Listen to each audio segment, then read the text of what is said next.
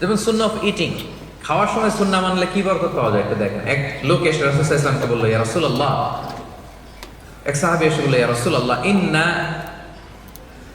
নাআকুলু ওয়ালা নাশবা। হে আল্লাহর রাসূল, আমরা খাই কিন্তু পেট ভরে না। এরকম অনেক সময় হয় না? হয়। কার কার হয় দেখি? খাইলেও পেট ভরে না, দেখি কার কার।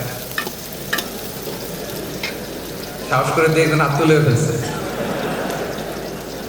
ঠিক আছে, সৎ সাহসের জন্য ধন্যবাদ। হতে পারে যারা কাজ করে বেশি, চিন্তা করে বেশি, ক্ষুধা লাগে।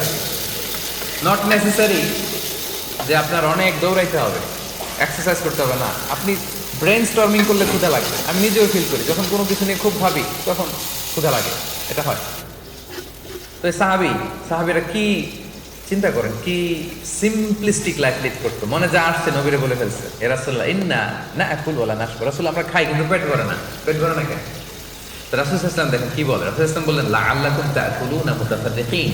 মনে হয় তোমরা একা একা খাও, একসাথে খাও না।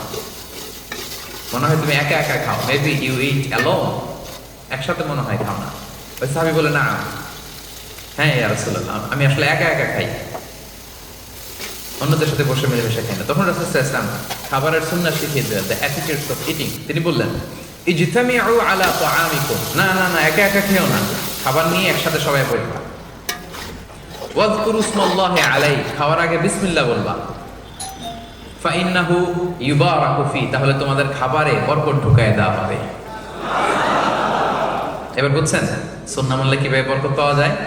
দেখেন, খাওয়ার ক্ষেত্রে আরো রাসূল সাল্লাল্লাহু আলাইহি ওয়াসাল্লাম কি ইনস্ট্রাকশন দিয়েছেন। তিনি বলেছেন, আহাব্বু তাআমি ইলাল্লাহি মা কাসুরাত আলাইহিল আইদি। আল্লাহর কাছে সবচাইতে প্রিয় খাবার ওইটা যেই খাবারে অনেকগুলো হাত পড়ে। এক প্লেট নিয়ে শুধু এক হাত দিয়ে খাচ্ছেন, এটা আল্লাহর কাছে পছন্দ না। একটা খাবার নিয়ে অনেকগুলো মানুষ বসে চারদিক থেকে নিয়ে নিয়ে খাচ্ছে, এই খাবারটা আল্লাহর কাছে বেশি প্রিয়। সুবহানাল্লাহ। তাহলে একা একা খাবেন না, বাসায় যে স্ত্রীকে নিয়ে খাবেন